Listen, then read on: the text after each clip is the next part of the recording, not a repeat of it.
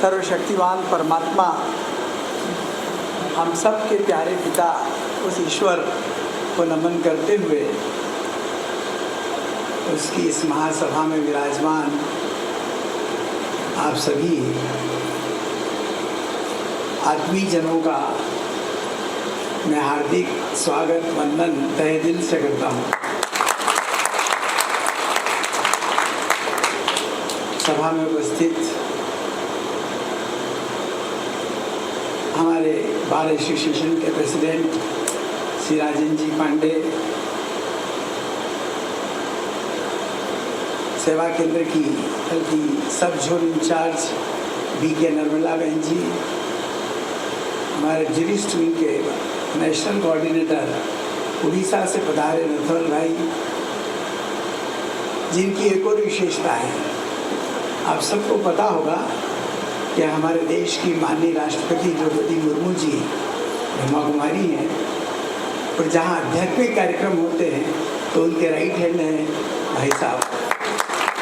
कई उनसे महामहिम से मिल के आए और उन्होंने हिसार में एक प्रोग्राम है उनका, तो स्पेशल इस प्रोग्राम के लिए उन्होंने समय निकाला और वापस आज ही लौटेंगे।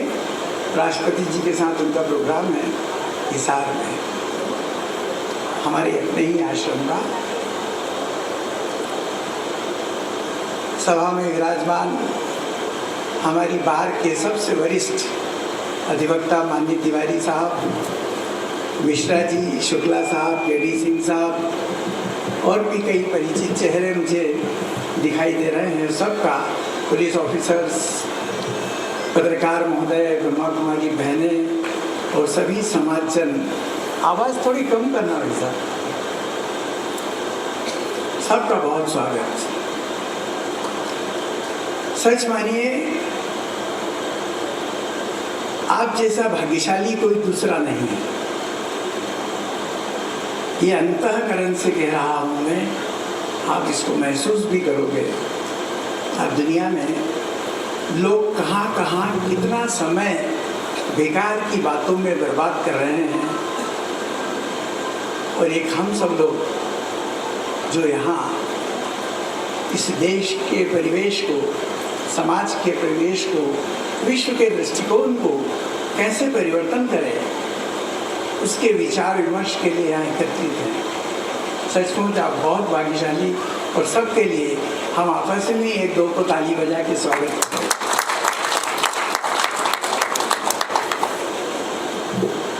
वैसे तो मैं जबलपुर बहुत पदस्थ रहा, और रीवा में भी मैंने काफ़ी यहाँ की कई अपीलें डिसाइड करी, रीट डिसाइड करी।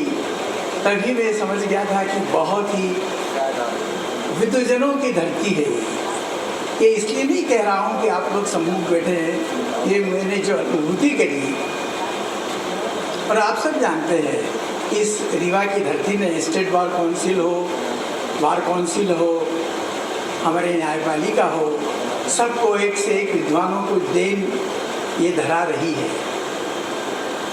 आप सबको ये भी ज्ञात होगा कि ये शेरों की नगरी और शेरों का इलाका है, यहाँ केवल शेर रहते हैं। आप ये भी जानते होंगे कि मुगल साम्राज्य के, आइए,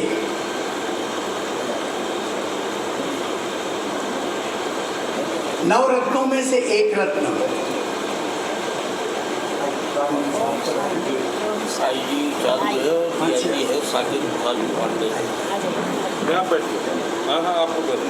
आइए बने,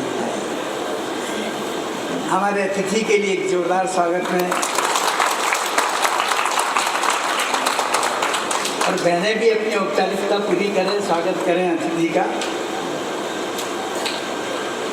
तो ये वह नगरी है, ये वो इलाका है, ये क्षेत्र है जहाँ मुगल साम्राज्य के नवरत्नों में से एक बिरबल का जन्म स्थान भी ये है इलाका।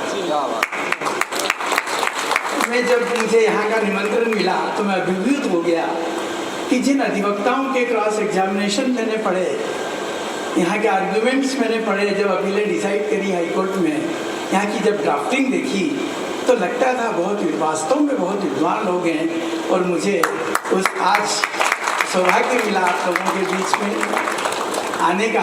और विनम्रता देखिए आप, मैं जैसे ही आया तो हमारी बार के बहुत वरिष्ठ, मैं पुनः उनका अभिवादन करता हूँ, तिवारी जी खुद खड़े होकर उन्होंने मेरा स्वागत किया। और बार कैसी है, जैसे चावल में से हम एक दाना यदि ले तो पता लग जाता है बहनों को कि चावल पका या नहीं पका। उसकी वानगी अभी आपने देखी पांडे जी के उद्बोधन में कि हमारी बार कितनी विद्वजन है।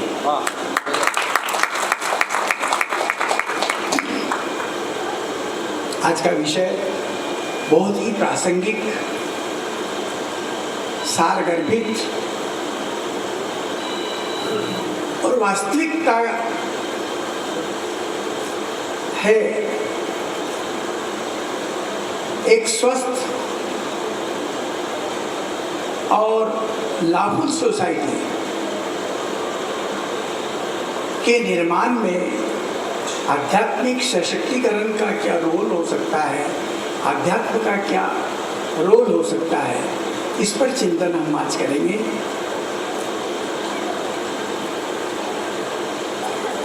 विषय को यदि हम देखें, थोड़ा आपको माइक मुझे बड़ा असहज लग रहा है। हम विषय को देखें तो सबसे पहले इसकी एक भाग हेल्थ पर चर्चा करते हैं कि स्वस्थ समाज से क्या तात्पर्य।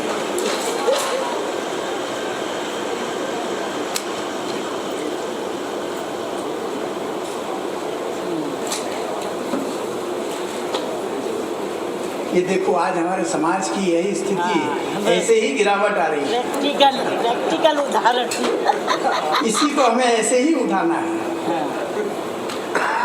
प्रैक्टिकल उदाहरण। स्वस्थ समाज कैसे स्थापित हो, और जहाँ स्वस्थ समाज की बात करते हैं इसका मतलब आज अस्वस्थ है।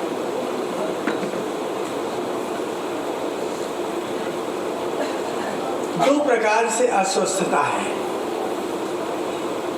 एक मानसिक और दूसरी शारीरिक। दोनों ही प्रकार से सारे विश्व का सारा समाज अशक्त हो गया है।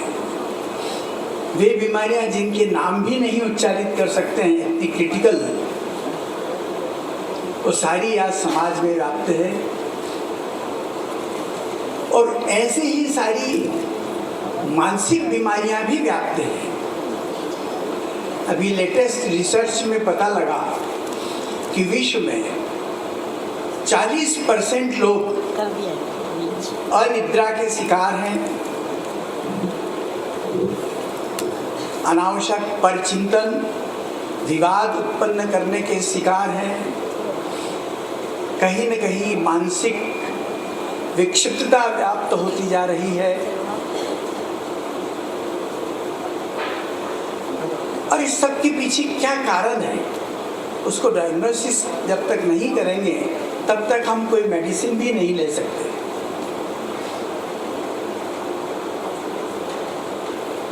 मनुष्य के मन में जब विचार उत्पन्न होते हैं तो यही विचार हमें हर प्रकार से रोगी बनाता है। निद्रा नहीं आना, घबराहट होना, डर लगना, चिंताएं, अनावश्यक भय, ये जब मनुष्य में उत्पन्न होता है तो इस घबराहट के मारे में जब डॉक्टर के पास जाता है और डॉक्टर सारा डायग्नोसिस करने के बाद कहता है कि भाई साहब आपको तो कोई बीमारी लगती नहीं है, सारी रिपोर्ट भी सही है आपकी, तब भी हमको लगता है कि हमको क्यों घबराहट है, क्यों चिंता है, क्यों भय है, क्यों हम अनिद्रा के शिकार हैं, क्यों क्रोध आता है, क्यों चिड़चिड़ाहट होती है। इससे ये प्रैक्टिकल है कि जब डॉक्टर को शारीरिक रूप से दिखाई नहीं देता, इसका सीधा सा अर्थ है कि ये सारी बीमारियां अभी मन के स्तर पर है। यहाँ पर यदि हमने मन को हील नहीं करा, उसको समझा नहीं, उसकी दवा नहीं करी, ठीक से उसका मार्ग प्रशस्त नहीं करा मन का, तो एक प्रोसेस होती है साइकोसोमेटिक। तो यही मन की बीमारी साइकोसोमेटिक प्रोसेस के माध्यम से आपके शरीर में थोड़े दिनों में रिफ्लेक्ट होने लगती है। Blood pressure, sugar, kidney problem, heart problem. अब तो देखें कितनी छोटी छोटी उम्र वाले बच्चियों को भी ये सब प्रॉब्लम आने लगी है। ये सब प्रॉब्लम्स क्रिएट होने लगती है। और फिर वही डॉक्टर जो कहता है कि आपको कोई बीमारी दर्शित नहीं होती, हमने यदि मन को समय पर हील नहीं करा और वह बीमारी मन से शरीर पर आ गई, तो वही डॉक्टर कहेगा कि वास्तव में आपको रोग है। कहने का भाव कि मन को यदि हमने समय पर हील कर लिया, विचारों को दुरुस्त कर लिया, हमने कारण समझ लिया कि क्यों हो रहा है ऐसा, तो सब ठीक हो जाता है। हमारा मन बार बार वार्निंग भी देता है। जैसे मौसम विभाग की वार्निंग आती है कि आज बहुत ओले बरसेंगे, आंधी तूफान आएगा, बहुत तेज़ी से बारिश होगी। हम तुरंत समाचार सुनकर वे सारी व्यवस्थाएं करते हैं जिनसे आप सेफ रह सकें। ऐसे ही यदि आपको पता लगा कि कोई दुर्घटना हुई, कोई बड़ी हानि हो गई, कोई राजनीतिक एक्सीडेंट हो गया, कोई जुडिशरी में ऐसी कोई बात हो गई, किसी की मृत्यु हो गई, जब ऐसे थॉट्स सुनने को मिलते हैं तो हमारे मन को डिस्टर्ब करते हैं और मन आपको वार्निंग देता है मौसम विभाग की तरह। वहीं पर यदि आपने अपने मन को ठीक नहीं किया तो सारी बीमारियां रिफ्लेक्ट होने लगती हैं। फॉर एग्जाम्पल, यदि आप कहीं पार्क में टहलने गए, किसी मॉल में अपनी गाड़ी से कोई खरीदी करने गए, वहाँ गाड़ी पार्क करी और आपको थॉट आया कि मेरी गाड़ी चोरी हो सकती है, और तुरंत आपने मन को हील करा, एक सकारात्मक चिंतन दिया कि ऐसा पहली बात तो होगा नहीं, और यदि हुई तो पॉलिसी है मेरे पास, रिकवरी हो जाएगी। ऐसे ऐसे जब हम मन को हील करते हैं सकारात्मक चिंतन के माध्यम से, तो जो मन डिस्टर्ब होता है वो ठीक होने लगता है।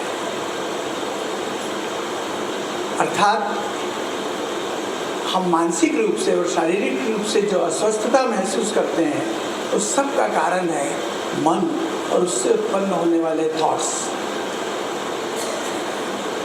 थॉट प्रोसेस में या तो नकारात्मक चिंतन होता है या सकारात्मक चिंतन। जीरो पैटर्न या शून्य का कोई रोल नहीं होता, या तो हम नकारात्मक सोचते हैं या सकारात्मक। आज जो सामाजिक परिवेश है और जो बीमारियां व्याप्त है, उसका एकमात्र कारण है कि हमारा चिंतन बहुत नेगेटिव हो गया है, सारे विचार डिस्टर्ब हो गए हैं, और उनको हील करने के लिए हमारे पास कोई प्रोसेस नहीं है कि कैसे हम अपने चिंतन को सकारात्मकता दें, कैसे उनको हील करें। जेफ केलर एक अमेरिका के बहुत बड़े मनोवैज्ञानिक हुए, उन्होंने कहा कि मन के विचारों से जो दृष्टिकोण उत्पन्न होता है, वो attitude is everything in life. आपके जीवन में दृष्टिकोण ही सब कुछ है, जो विचारों से उत्पन्न होता है। यदि हमारे विचार नकारात्मक हैं तो सब कुछ नकारात्मक होगा, सब कुछ वैसा ही दिखेगा। ये हुई एक स्वास्थ्य के बारे में संक्षिप्त चिंतन कि कैसे मन के विचारों से स्वास्थ्य गड़बड़ होता है, मानसिक और शारीरिक, और कैसे हम उस विचारों में सुधार ला करके ठीक कर सकते हैं। क्योंकि ये जो नेगेटिव थॉट्स होते हैं, जो साइकोसोमेटिक प्रोसेस से शरीर पर परिलक्षित होकर बीमारी पैदा करते हैं, उस बीमारी को पैदा करने के पहले एक इमोशनल टर्बुलेंस होता है, भावनात्मक डर पैदा करता है, और उससे जो हार्मोन्स का क्रिएशन होता है, सिक्रेशन होता है, ग्लैंड्स का जो सिक्रेशन होता है, सारी बीमारियों की जड़ ही वही है। और उसका मूल कारण है हम हमारे विचारों को नकारात्मकता, और वो हमारी भी गलती नहीं, आज का परिस्थिति, आज का जो भी वातावरण जो दूषित हो गया है, और जैसा अभी भाई साहब बता रहे थे, न भागवत के नियम पता है, न रामायण की कथाएं पता है, इसलिए हील करने के हमको तरीके भी पता नहीं। और आप एक और बात देखें कि हम यदि स्कूटर खरीदें, फ्रिज खरीदें, रेडियो खरीदें, टीवी खरीदें, इवन वॉच खरीदें, तो आजकल तो कंपनियां अपने प्रोडक्ट के साथ एक एडवाइजरी देती है आपको, डू एंड डोंट्स, कि आपकी कार में ये खराबी हो जाए तो इसको ऐसे ठीक करिए, अचानक चलते चलते बंद हो जाए तो इसका ये बटन पुश करिए, आपके फ्रिज में ठंडक नहीं आए तो उसको ऐसा घुमाइए, आदि आदि। लेकिन वह मनुष्य, क्या विडंबना है कि हमारे साथ आज समाज में, चलो समाज को तो छोड़ो, हम अपने परिवार को ही देखें, सास, बहू, भाई, पिता, माता, पड़ोसी, क्या संबंध हो गए हैं। यानी जिसके चिंतन से ही एक नकारात्मकता उत्पन्न होती है, वहाँ क्या एडवाइजरी है हमारी, उसका क्या प्रयोग करना चाहिए, उस पर चिंतन ही नहीं करते हैं। और एक छोटी सी वॉच चाहे 2000 की है, या एक छोटी सी गाड़ी 10-20 लाख की है, उसके लिए हम तुरंत खोल के देखते हैं कि इसको कैसे ठीक करें। पर हम अपने मानव जीवन की एडवाइजरी क्या है जो परमात्मा ने दी है। मनुष्य जब जीवन लेकर इस धरा पर आया तो परमात्मा ने एडवाइजरी भी दी कि बच्चे, जब भी तुमको तकलीफ हो, दुख, अशांति, चिंता, फिकर, घबराहट, संस्कारों का मिलन न हो, तब मेरी इस एडवाइजरी का उपयोग करना, तुमको पता लग जाएगा कौन सा बटन घुमाना है तो सब ठीक हो जाएगा। पर हम चिंतन ही नहीं करते, रात और दिन एक ही बात में लगे हैं, कैसे कमा लें, कैसे मल्टी खड़ी कर लें, कैसे 10-20 कार खरीद लें, कैसे चुनाव लड़ लें, कोई बड़ा पद मिल जाए, कैसा क्या कर लें। और हम सब जानते हैं, उसके बाद भी ध्यान नहीं देते, हम ये याद ही नहीं रखते। याद रख, कफन में जेब नहीं हुआ करती,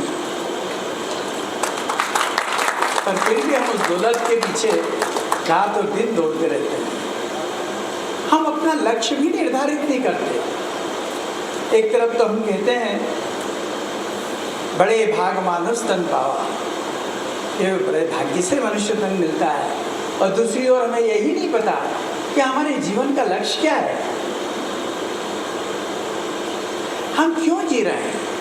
क्या एक परिवार को थोड़ा सा विस्तार देने के लिए जी रहे हैं, क्या 2-4 फ्लैट या बंगले बनाने के लिए जी रहे हैं,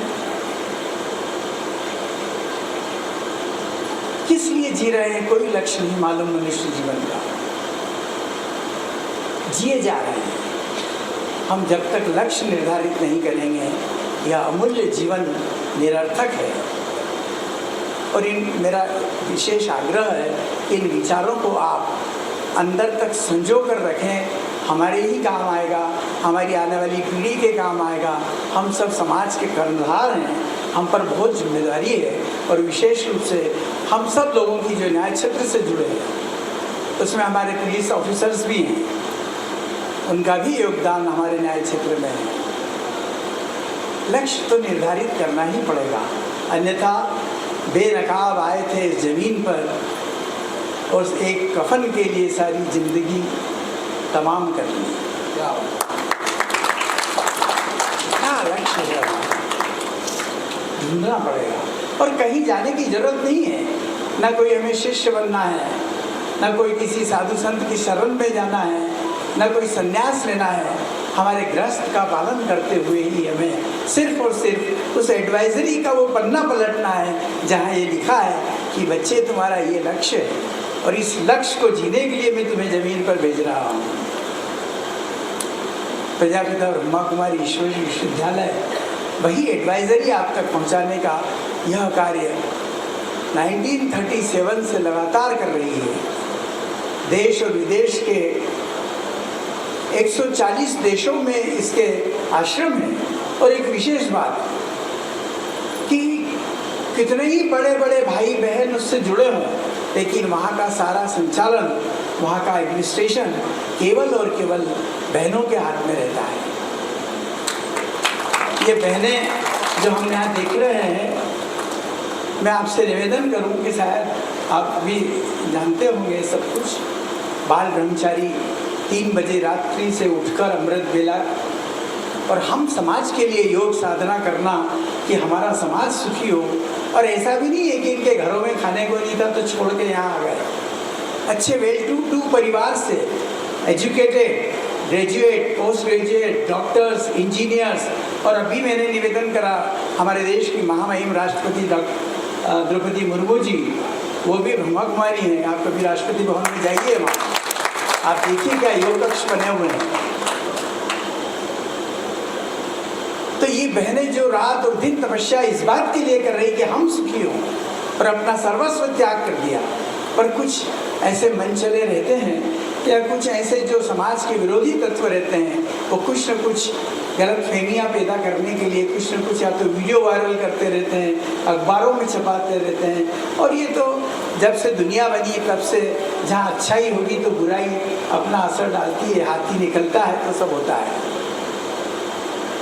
हमें तो जब तक, और हम तो लॉ के से जुड़े हुए क्षेत्र के लोग हैं, हम वो जब तक देख नहीं लें, क्योंकि हियर से एविडेंस इज नॉट एडमिसिबल, देखें उसको प्रत्यक्ष, फिर समझे क्या है। तो ये तो हेल्थ की बात हुई। अब हम दूसरे पहलू पे बात करें, लॉफुल सोसाइटी। जैसे हेल्थ 2 प्रकार की, शारीरिक और मानसिक, ऐसे ही लॉ भी 2 प्रकार का। एक डिवाइन लॉज जिसमें माधुर्यता है, सहनशीलता है, विनम्रता है, अहिंसा है, ब्रह्मचर्य की तपस्या है,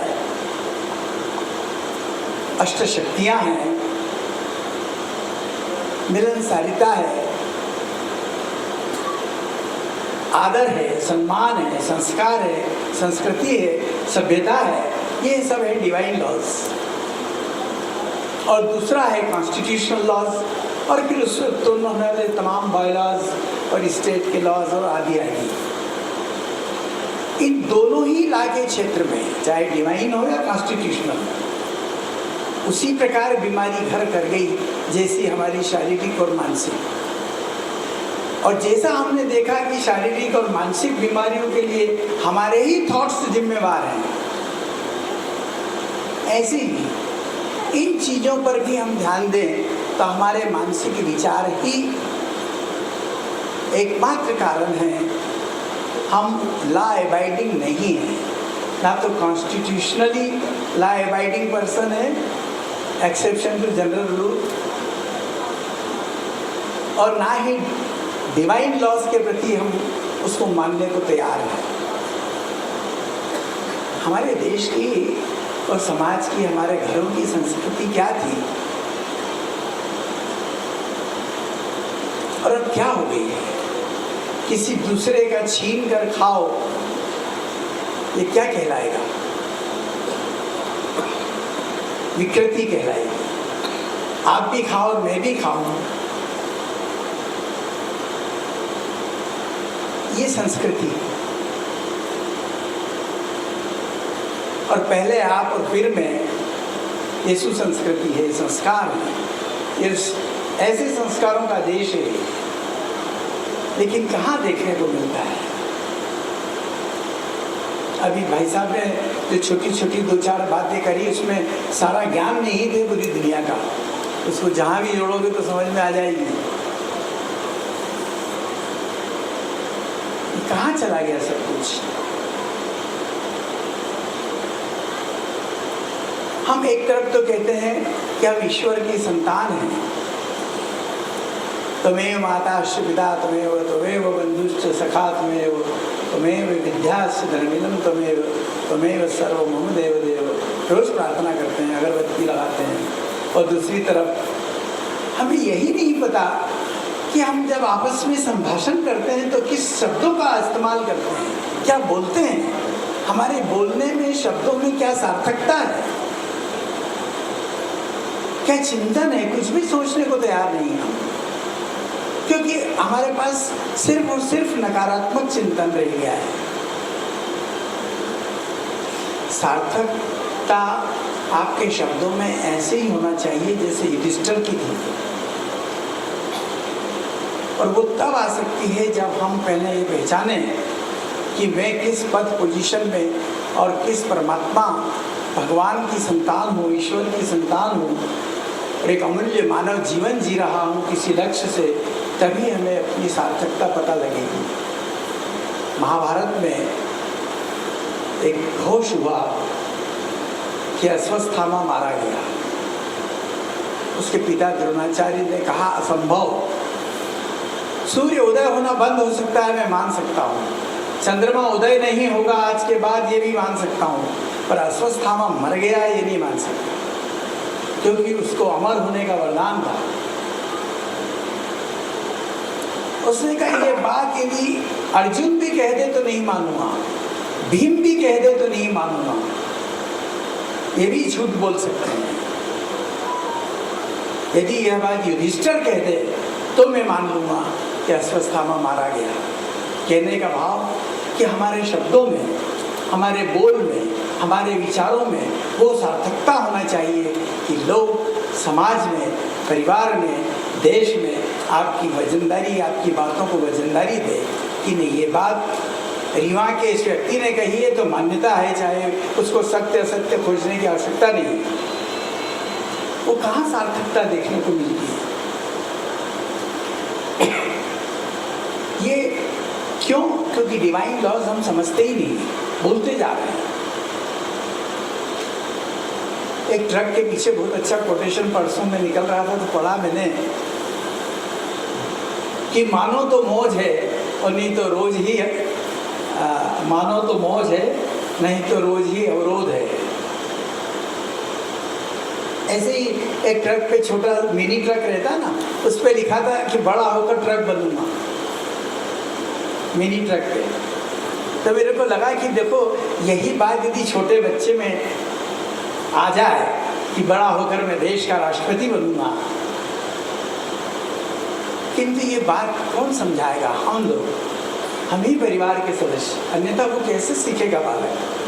संस्कृति क्या होती है, सभ्यता कैसी होती है?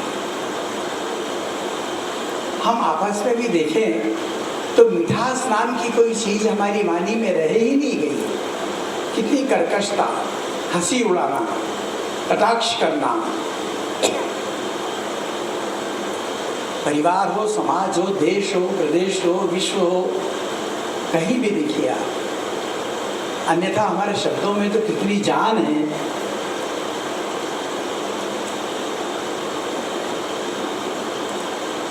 आप उसका केवल गंभीरता से चिंतन करो तो समझ में आ जाएगा कि हम क्या बोल रहे हैं और क्या बोलना चाहिए। ऐसे ही आज हम कॉन्स्टिट्यूशनल लॉज को भी देखें तो केवल जनता, राजनेता, पुलिस ऑफिसर्स या दूसरे ऑफिसर्स, इन सब की ही गलती नहीं, सारे समाज की गलती है। चाहे किसी भी क्षेत्र से जुड़ा हो, चाहे कोई भी लिंग हो, नारी हो, पुरुष हो, सभी का फॉल्ट है। चलो मैं अपने पे ही बात करता हूँ। क्या न्यायाधीश हम लोग पंक्चुअलिटी से काम करते हैं? हमारी मर्जी आएगी तब आएंगे, बिना इस बात का ध्यान रखें कि हमारे अधिवक्ता पहुंच गए होंगे।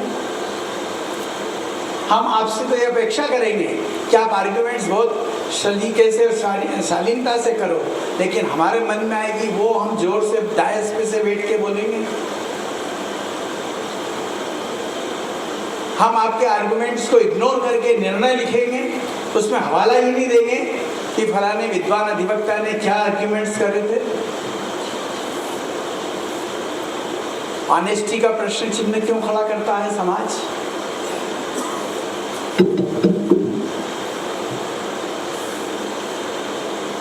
तो क्या हम लॉ अबाइडिंग पर्सन हैं?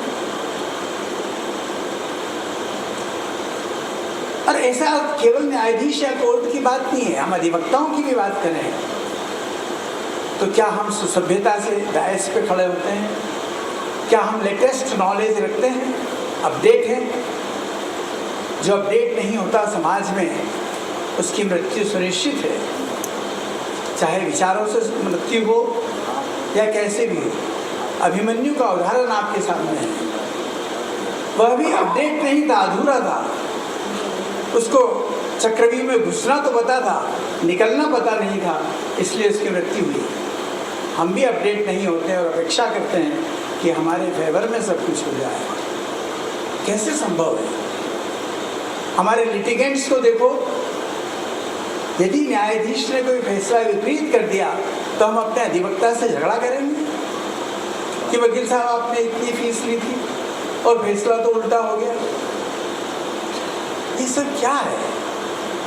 ये सब नकारात्मकता के कारण हम नियमों को नहीं पालने वाले, ऑनेस्टी, पंक्चुअलिटी और जितने भी प्रकार के अनुशासन, एटिकेट्स, मैनर्स हैं, सब नियमों में ही आते हैं।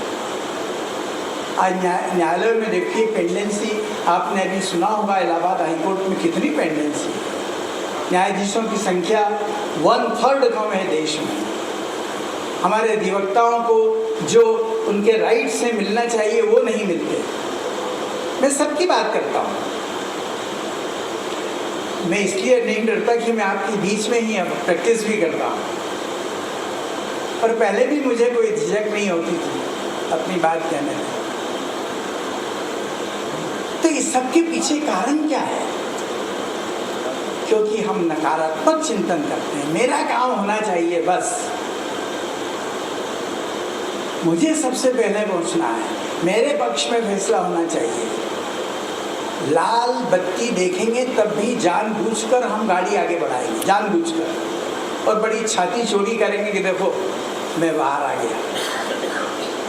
और फॉरेन में देखिए आप, इसका मतलब ये नहीं कि वहाँ बहुत एटिकेट्स और मैनर्स से संस्कृति सभ्यता वाले लोग हैं, लेकिन वहाँ यदि चौराहे पर लाल बत्ती और तीनों रास्तों पर एक भी बंदा नहीं है तो भी वो तब तक ग्रीन सिग्नल नहीं होता, गाड़ी लेकर खड़ा रहता बंदा। और हमारे यहाँ लाल बत्ती हुई नहीं कि भागे, और फिर बोलते हैं हम एक्सीडेंट होता है। हम कानून को मानने को तैयार नहीं, फिर पुलिस ऑफिसर से झगड़ा करेंगे। कहने का मेरा भाव कि समाज में जितनी विकृतियाँ आई है, किडनैपिंग, रेप, डकैती, लोभ, कितना फ्रॉड है, देखो आप मोबाइल पे। तो सबके पीछे नकारात्मक चिंतन, हमारे थॉट्स में क्या हो गया, क्या सोचना चाहिए और क्या सोचने लग गए। एक अहमदाबाद के जस्टिस देसाई साहब थे, तो उनके साथ एक ऐसे ही मंच पे साझा कर रहे थे, तो उन्होंने एक बहुत अच्छी बात कही जो मुझे हमेशा याद रहती है। उन्होंने कहा कि गुजराती में कहावत है वो कि हवाड़ा में हो से सो नल में आओ से। समझ गए होंगे आप कि जो ओवरहेड टैंक में होगा वही तो बाथरूम के नल से निकलेगा। यदि शुद्ध पानी है तो बाथरूम में, और यदि हमारे विचार गंदे और नकारात्मक थे तो कर्म भी हमारे नकारात्मक होंगे, बोल भी नकारात्मक होंगे, दृष्टिकोण भी हमारा नकारात्मक होगा। और यदि शुद्ध विचारों से परिपूर्ण है हमारा मस्तिष्क, सकारात्मक चिंतन है हमारे पास, तो निश्चित ही हमारे नल से बहुत अच्छा पानी निकलेगा, कर्म बहुत श्रेष्ठ होंगे, सारा समाज सुखी हो जाएगा। न तो वहाँ न्यायालय की ज़रूरत, न पुलिस की ज़रूरत, न हॉस्पिटल की ज़रूरत, न डॉक्टर की ज़रूरत, न नेताओं की ज़रूरत। सब सुधर जाए तो सारा देश ही एक बहुत सुंदर सारा विश्व बगीचा बन जाए। और उसी के लिए संस्था लगातार 1937 में सारे विश्व में कार्य कर रही है। हम देखें कि माता बहनों के प्रति हम पुरुष जन में खासकर कितना सम्मान है उनके प्रति, है कुछ? यदि हम अपनी अपनी बगले झांकें तो सबके मन में क्वेश्चन मार्क आएगा कि कहीं ना कहीं किसी न किसी परसेंट में इस बात में भी कमी है कि जो सम्मान हमको इस देश की नारी और इस विश्व की नारी को देना चाहिए वो नहीं देते हैं, और हमारी दृष्टि उनके प्रति क्या है उसके लिए भी क्वेश्चन मार्क आएगा। जबकि होना ये चाहिए, हमारे देश की नारी कैसी थी? अहिल्या जब अपने आश्रम में उनके मुनि, उनके पतिदेव नहाकर आए तो उनके पति के सिर पर पसीने की बूंदें थी, तो अत्रि ऋषि से उनकी पत्नी अनुसुईया जी ने पूछा, उस देवी ने, जो देश की नारी शक्ति कैसी है, उसके बाद भी हम सम्मान नहीं करते कि पतिदेव में आप स्नान करके आ रहे हो और आपके शरीर से ये पसीने की बूंदें मैं देख रही हूँ, इसका कुछ कारण समझ में नहीं आया। उन्होंने कहा कि मेरी अवस्था को देखकर और मैं नदी से नहाकर जो आता हूँ और जो परिश्रम होता है उसके कारण ये पसीना आ जाता है। अब इस देश की नारी का सोच देखिए, उन्होंने वहीं मुष्टिका से प्रहार करा, और आज भी अहिल्या आश्रम में वहाँ स्थान है, देखिएगा आप कभी जाएं तो। जैसे ही मुष्टिका पे प्रहार करा धरती पर, वहीं गंगा जी प्रकट हो गई, और उन्होंने पतिदेव को निवेदन करा कि आज के बाद यहीं स्नान करना, आपको परिश्रम नहीं करना पड़ेगा। उस देश की नारी के लिए हमारे मन में क्या विचार है, हम सब झांकें अपने अंदर। मैंने पहले ही निवेदन करा, एक्सेप्शन टू जनरल रूल, बाकी ये क्वेश्चन मार्क तो है कि कहाँ दृष्टि जाती है। और उस दुर्योधन और पांडव को भी नहीं भूल सकते हम। श्री कृष्ण जब कॉम्प्रोमाइज का प्रस्ताव लेकर गए कि दुर्योधन क्यों झगड़ा करते हो, तो सिर्फ 5 गांव दे दे तो महाभारत टल जाएगी। उस दुर्योधन का रिप्लाई था, 5 गांव तो बहुत दूर, श्री कृष्ण वासुदेव, सुई की नोक के बराबर जमीन नहीं दूंगा। और उसका परिणति हुई महाभारत। आज समाज में वही लोग व्याप्त है, घर घर। हम भाई भाई आपस में क्यों लड़ते हैं? क्या हो गया हमारे समाज की इस विकृत व्यवस्था को? कैसे हमारे विचार दूषित हो गए, हमारा खान पान कितना दूषित हो गया। कभी कभी तो जब निकलते हैं सड़कों पे और लोग ठेलों पे खड़े होकर और रेस्टोरेंट में खड़े होकर प्लेट लेकर सड़कों पे ही खाते हैं, तो बड़ा अजीब सा लगता है कि क्या हम मनुष्य हैं? ये क्या खाने का तरीका है? सिर्फ इसलिए खाते रहते हैं कि हम में चिंतन नहीं है कि हम कौन हैं, उस परमात्मा की संतान है, भगवान के बच्चे हैं, इस धरा के श्रृंगार हैं। भूमि का श्रृंगार मनुष्य नहीं होगा तो जानवर होगा क्या? हम कहते हैं बड़े भाग मानुष तन पावा। चिंतन करें, सारे विश्व की हालत की जिम्मेवारी हमारी है। ये सब क्या हो रहा है? ऐसे ही जब डिवाइन लॉज और कॉन्स्टिट्यूशनल लॉज इन विचारों की अशुद्धता और नकारात्मकता के साथ टूट रहे हैं, तब न तो लॉफुल सोसाइटी बची और ना ही हमारी शारीरिक या मानसिक हेल्थ बची। और इन दोनों के सुधारने की जिम्मेवारी सभी पर है, पर विशेष रूप से न्याय क्षेत्र से जुड़े सभी लोगों की। जब भी देश में सारे विश्व का इतिहास उठा के देखिए आप, संकट आया है, गुलामी आई है, तो आज़ादी का बिगुल बजाने में सबसे आगे न्याय क्षेत्र के लोग रहे हैं। चाहे महात्मा गांधी हो, चाहे पंडित जवाहरलाल नेहरू हो, लाजपत राय हो, सुभाष चंद्र बोस हो, सरदार वल्लभ भाई पटेल हो, मदन मोहन जी मालवीय हो, ये सब एडवोकेट्स थे। और भी कई नाम। उसके बाद दुनिया आपके साथ जुड़ी और एक बड़ा यज्ञ बन गया और हमने हमारे देश की ही बात करें तो आज़ाद करा दिया। तो जब हम उस स्थूलता को आज़ादी दिला सकते हैं न्याय क्षेत्र के लोग, तो मन में जो नकारात्मक विचारों ने गुलामी कर दी हमारे ऊपर, हमारा जो सकारात्मक चिंतन बदल दिया, क्या उस पर आज़ादी नहीं दिला सकते हैं? दिलाना ही पड़ेगी और ये हमारा कर्तव्य और दायित्व है। यदि हम न्यायाधीश और न्याय क्षेत्र से जुड़े सभी अधिवक्ता लिटिगेंट्स इस कार्य का बीड़ा नहीं उठाएंगे तो ये इतिहास कभी माफ़ नहीं करेगा कि हम जानते हैं कि इस देश में वो समय भी था जब देश को आज़ादी भी इन्हीं लोगों ने दिलाई, और वो समय भी आया जब सबसे पीछे की लाइन में जाके बैठ गए और देश और विश्व को ऐसे ही डूबने दिया। वो दिन नहीं आए, इसलिए हमारी बहुत जवाबदारी है। अब हम देखें कि इन दोनों चीज़ों में जो गिरावट आई, हेल्थ में और कानूनी कायदों में, उसको कैसे हम समृद्ध बनाएं अध्यात्म के माध्यम से। अध्यात्म और धर्म दो अलग चीज़ है। कई लोगों को भ्रांतियाँ है कि धर्म और अध्यात्म एक होता है, दोनों ही अलग चीज़। धर्म हिंदुओं का हो सकता है, धर्म मुसलमानों का हो सकता है, ईसाइयों का हो सकता है, बौद्ध जैन पारसी का हो सकता है, लेकिन ये अलग अलग है। लेकिन अध्यात्म सबका है, सबके ग्रंथ अलग हैं। रामायण, महाभारत, भागवत हम हिंदू भाइयों का हो सकता है, कुरान शरीफ मुस्लिम भाई का हो सकता है, बाइबिल क्रिश्चियन की हो सकती है, दंपत बौद्ध धर्म का ग्रंथ हो सकता है सबसे बड़ा।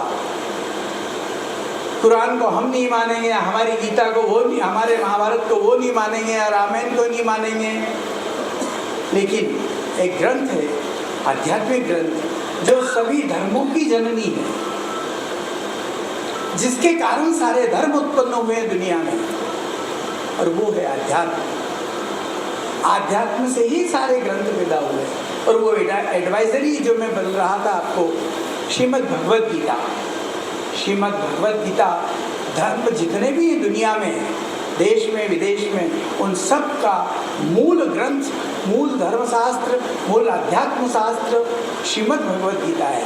केवल हिंदुओं की बपोती नहीं है श्रीमद् भगवद गीता, इस पर मुसलमान भाई का भी उतना ही अधिकार है जितना हम हिंदू भाइयों का। अध्यात्म हमको चिंतन देता है, ये बताता है कि मैं कौन, मेरा पिता परमात्मा कौन, जो इन प्रश्नों का उत्तर दे कि मैं कौन हूँ, कहाँ से आया हूँ, मरने के पहले कहाँ था, मरने के बाद कहाँ चला जाऊँगा, राम कहाँ है, कृष्ण आए थे कहाँ चले गए, क्या वापस आएंगे, ये युग परिवर्तन कैसे होता है, सतयुग कैसे आया था कहाँ चला गया, जन्म क्या होता है, मृत्यु किसे कहते हैं, पुण्य क्या होता है, पाप किसे कहते हैं, योग साधना क्या होती है, तपस्या किसे कहते हैं। ये सब धर्मों में अलग अलग हिसाब किताब होगा, लेकिन अध्यात्म जो जड़ है वो ये इन प्रश्नों का उत्तर देती है, और वो है भगवद गीता का ज्ञान। आपको ध्यान होगा, मेरे को याद आ रही वो बात और मैं चाहूँगा आपको भी बताऊँ। 11 सितंबर 1893 में जब स्वामी विवेकानंद शिकागो गए, तो सबको पता है जब उन्होंने शुरू करा तो कितनी तालियां बजी। वहाँ एक वाकया और हुआ था जो कुछ ही लोगों को पता होगा। वहाँ ऐसा ग्रंथ का एक बहुत बड़ा सा ऐसा रखा, और सबसे ऊपर रखी बाइबल और सबसे नीचे रखी गीता जी, और हंसी उड़ाने के लिए कहा गया कि स्वामी जी आपके देश की श्रीमद् भगवद गीता तो बहुत नीचे है, देखो बाइबल कितनी ऊपर है। वो सिर्फ ये बताना चाहते थे कि भगवद गीता का उतना सम्मान नहीं है जितनी बाइबल का है। और स्वामी जी का विवेक देखिए, उन्होंने तुरंत हाथ जोड़कर कहा कि मैं इस सभागृह का बहुत अनुग्रह करता हूँ और आभारी हूँ कि मेरे श्रीमद् भगवद गीता का मान बढ़ाया आपने।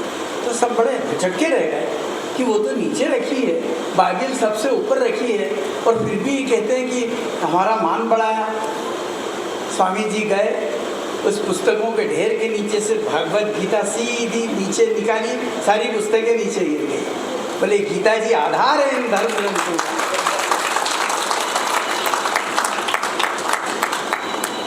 तो जो एडवाइजरी परमात्मा ने हमको दी वो श्रीमद् भगवत गीता है, और वही श्रीमद् भगवत गीता का ज्ञान परमात्मा स्वयं यहाँ देने के लिए आए हैं। मैं एक और बात आपसे निवेदन कर दूं कि संस्था में कोई गुरु शिष्य का संबंध नहीं, कोई मनुष्य आत्मा ईश्वर नहीं है, या कोई बहनें इनमें कोई बहुत बड़ी बहन वो भगवान हो नहीं, या कोई गुरु हो नहीं।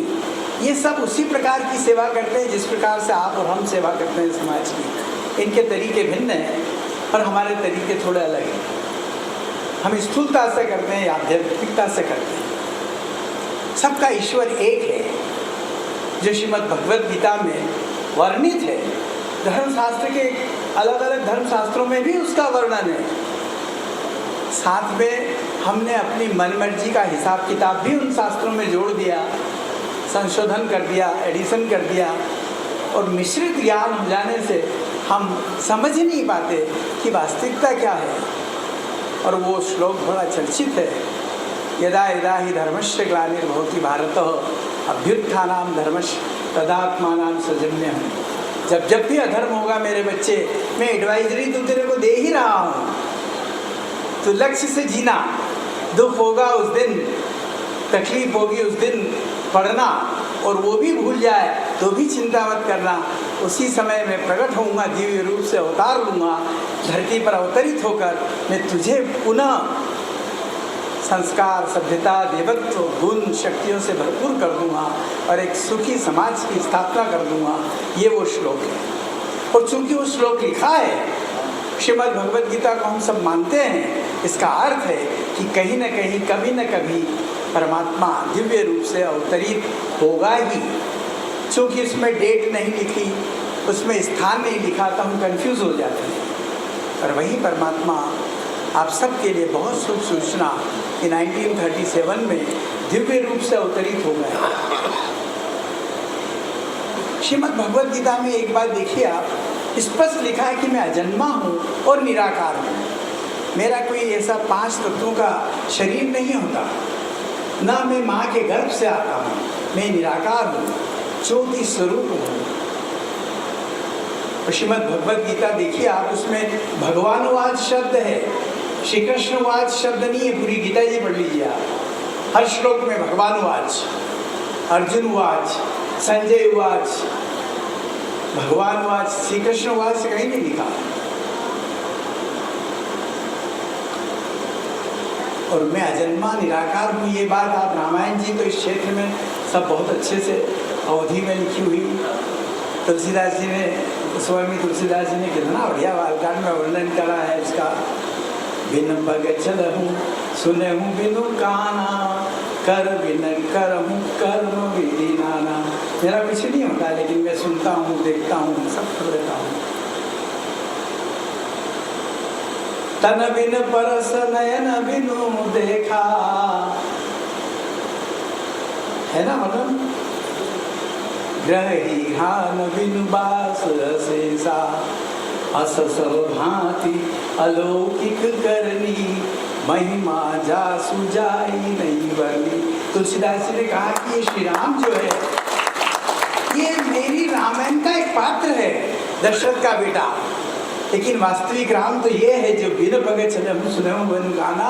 उस राम की स्थापना रामेश्वरम में जाकर इसी श्री राम ने करके रामेश्वरम की स्थापना करके पूजा अर्चना करी है। वो मेरा और तुम्हारा और सबका राम है। बाकी ये राम मेरा पात्र है, लेकिन पात्र का ये अर्थ नहीं कि केवल पात्र है। पात्र वही बनाया जाता है जो सुपात्र हो, उसका भी अपनी एक महिमा है। राम और कृष्ण जैसा न तो दुनिया में होगा न हुआ। और कैसे बनता है ये अध्यात्म सिखाते हैं, ये शिक्षा अध्यात्म में मिलती है। हमारा चिंतन कैसे सकारात्मक हो, इसकी एक वानगी छोटी सी मैं देता हूँ आपको, और बहुत उसको समझने की बात है, उसको ध्यानपूर्वक सोचना तो बहुत अच्छा लगेगा, समझ में आ जाएगी। और थोड़ा सा भी उसको हल्के मन में लिया तो बिल्कुल समझ में नहीं आएगा। सकारात्मकता चिंतन किसे कहते हैं? एक मच्छर दंपत्ति के यहाँ नवजात मच्छर पैदा हुआ।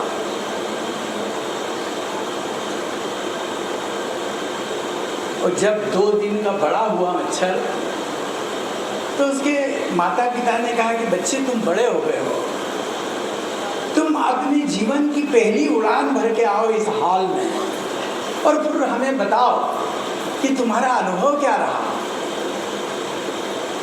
मच्छर दंपत्ति ने अपने बच्चे को कहा कि तुम हॉल में उड़ान भर कर आओ और फिर अपना अनुभव सुनाओ कि तुम्हारी पहली उड़ान जीवन की कैसी रही। सकारात्मक चिंतन किसे कहते हैं? उस मच्छर ने उड़ान भरी, आप सबके पास से ऐसे लौट कर आया और बहुत खुश। तो उसके पेरेंट्स ने पूछा, बच्चे घूम के आए, उड़ान भर के आए? बोले हाँ। क्या रहा तुम्हारा अनुभव? बोले मम्मी वंडरफुल, पापा बहुत वंडरफुल उड़ान रही। बोले ऐसा क्या रहा? बोले मैं जिधर गया उधर तालियां बज रही थी।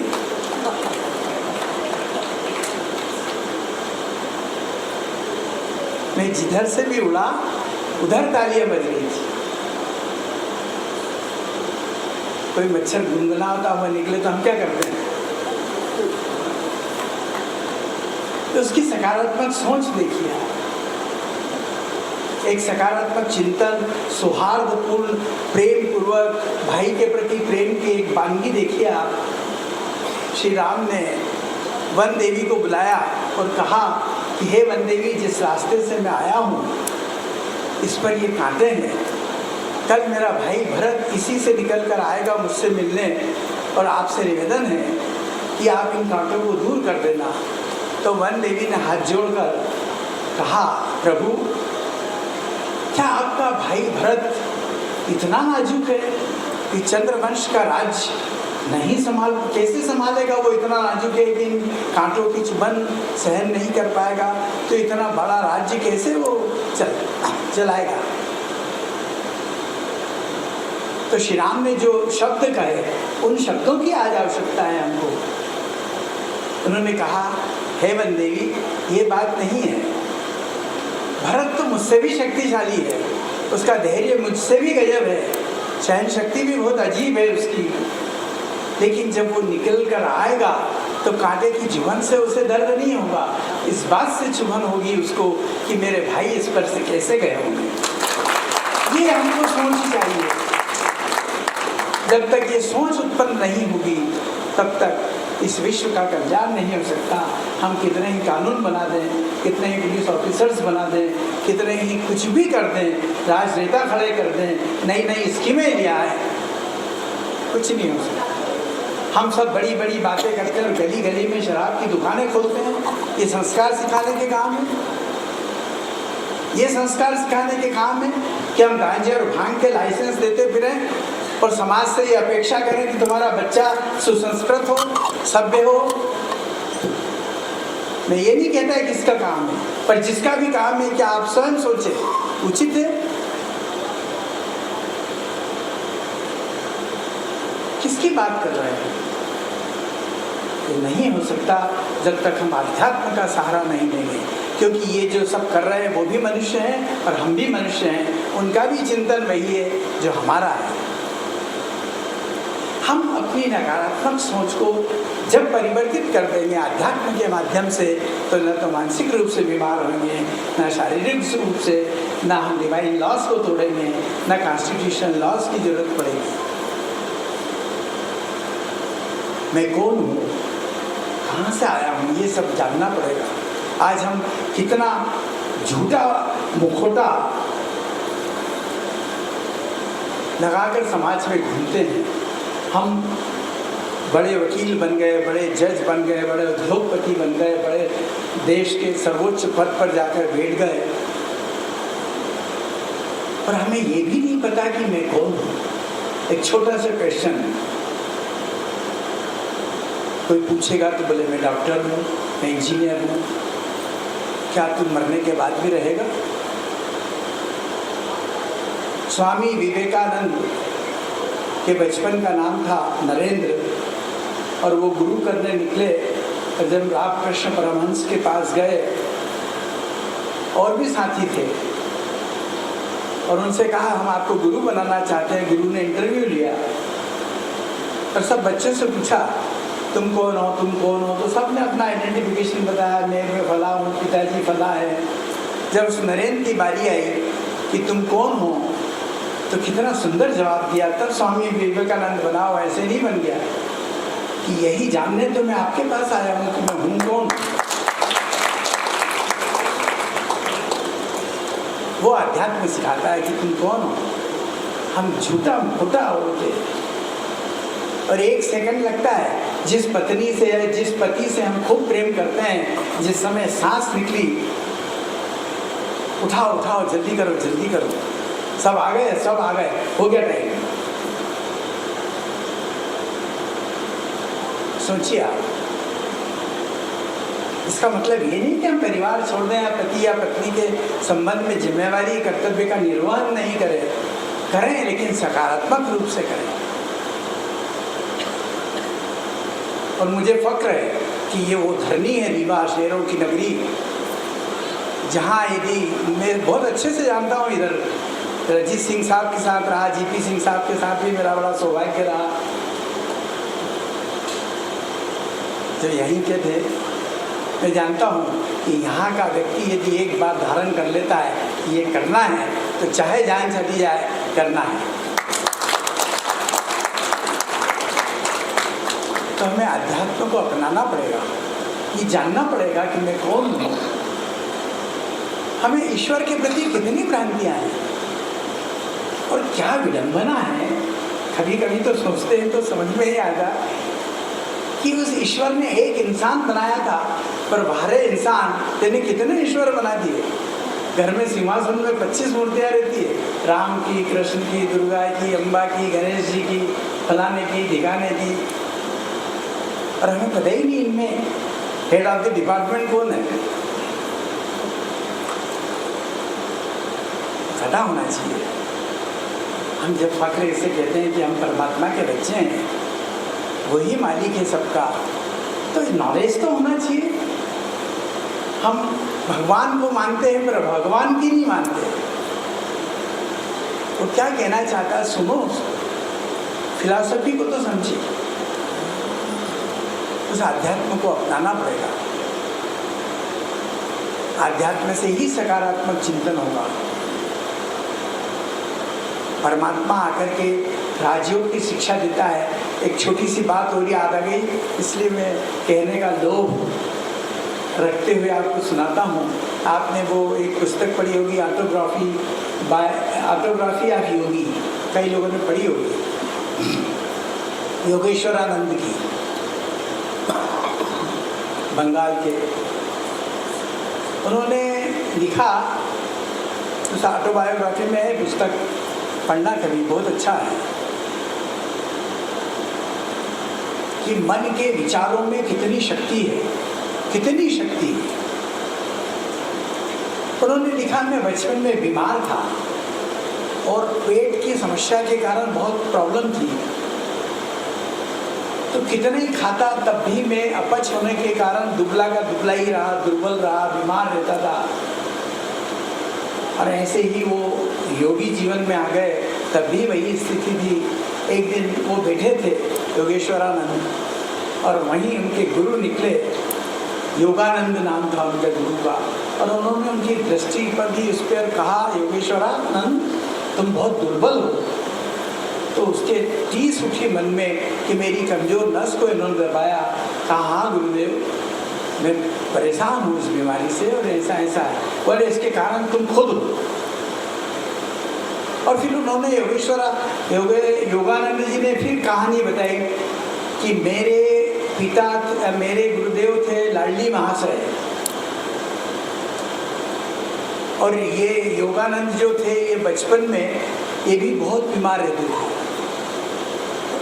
और बहुत कमज़ोर। तो ऐसे ही लाडली महाशय ने उनको भी योगानंद को बचपन में कहा कि तुम बहुत एकदम कैसे दिखते हो, ये क्या बना रखी हालत, और तुम इसका खुद कारण हो। जब उनने अपने गुरु लाडली महाशय की बात सुनी तो उन्होंने गुरु से कहा कि गुरुदेव, मैंने दुनिया की सारी दवाएं कर ली, उस ऑटोबायोग्राफी पढ़ना उसमें तो, लेकिन कोई दवा काम नहीं करेगी। गुरुदेव बोले कोई दवा काम नहीं करेगी, दवा की अपनी एक लिमिट होती है, उस लिमिट तक ही कोई मेडिसिन काम करती है, उससे बाहर या तो रिएक्शन करेगी या दूसरी बीमारी उत्पन्न कर देगी या काम नहीं करेगी। उन्होंने कहा तुम अपने आप में ये थॉट्स उत्पन्न करो कि मैं बहुत मजबूत और बलशाली व्यक्ति हूँ, और फिर मैंने वो प्रोसेस शुरू करी और 15-20 दिन के अंदर वो योगानंद जी बहुत हष्टपुष्ट हो गए। 22 किलो वजन उनका 1.5 महीने में बढ़ा। और ये बात जब उन्होंने अपने शिष्य योगेश्वरानंद को कही कि तुम अपने थॉट्स के कारण, तुम अपने नेगेटिव थॉट्स के कारण कि मैं बीमार हूँ, मैं ऐसा हूँ, मैं वैसा हूँ, उसकी परिणति है। अपने थॉट्स और विचारों को सकारात्मक योग के माध्यम से बनाइए। कि उस पुस्तक में बहुत अच्छा वर्णन है, डिटेल तो बहुत लंबा है उसका। हमारे थॉट्स, श्रीमद् भगवद गीता में एक और बहुत अच्छी बात कही कि हम ही अपने दुश्मन हैं और हम ही अपने मित्र हैं। आत्मा स्वयं अपना शत्रु है और आत्मा स्वयं ही अपना मित्र है। जैसे कीचड़ का कारण भी पानी है और कीचड़ को साफ करने का कारण भी पानी है। यदि धूल है और पानी डालोगे तो कीचड़ हो जाएगा, और कहीं कीचड़ है और उसमें पानी डालो तो कीचड़ साफ हो जाएगा। हम आत्माएं जब अपने थॉट्स को नेगेटिव बना लेती है, नकारात्मक चिंतन करती है, तो हम ही इस स्थिति के निर्माण के सबसे बड़े आधारभूत बन जाते हैं। और हम ही जब सकारात्मक चिंतन करते हैं तो श्री लक्ष्मी और श्री नारायण के राज्य की स्थापना भी हम ही करते हैं।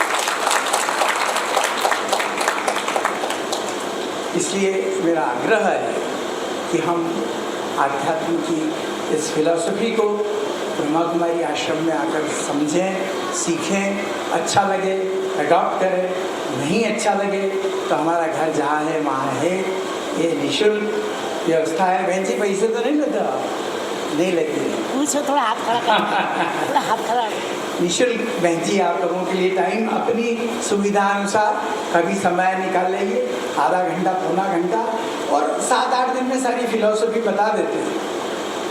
और फिर अच्छा लगे तो उसको आत्मसात करें, फिर जीवन जीने का आनंद देखिए आप। और चलो इन सब बातों को भी छोड़ दें तो अंत में एक और निवेदन और गुजारिश आप लोगों से कि हम परमात्मा को तो मानते हैं, किसी भी रूप में मानते हैं, सभी मानते हैं, इसीलिए यहाँ एकत्रित हैं। मैं आपसे निवेदन करूँ कि हमारे घर कोई आंटी आई और हमारे बच्चों के लिए बिस्किट या टॉफी लाई तो हम क्या कहते हैं? बच्चे आंटी को थैंक्स बोलो, थैंक्स बोलो, सिखाते हैं ना। लेकिन वहाँ हम मनुष्य आत्माएं हैं जिसने इतनी सुंदर प्रकृति दी, इतना मान सम्मान दिया, इतना सुंदर शरीर दिया, स्टेटस दिया, बाल बच्चे दिए, इतना सब कुछ सुख दिया, उसके बाद भी हम उसका शुक्रिया दिल से कभी नहीं करते। सिर्फ एक फॉर्मेलिटी निभाने के लिए अगरबत्ती और दीपक जलाना काफ़ी नहीं है। दिल से शुक्रिया करो उसका। तेरी रहमतें बेमिसाल है, तेरी रहमतें बेमिसाल हैं, करूँ किस जुबान से शुक्रिया, मुझसे जब जब खता हुई तूने फिर गले से लगा लिया। तो ऐसा शुक्रिया अदा करना हम अध्यात्म से सीखें, अपना चिंतन बदलें। उसके लिए ब्रह्मा कुमारी आश्रम आपकी सेवा में हाजिर है। मेरा अपना निवेदन, आप सबके साथ मिलकर गुफ्तगू कर मुझे बहुत अच्छा लगा। Thank you very much.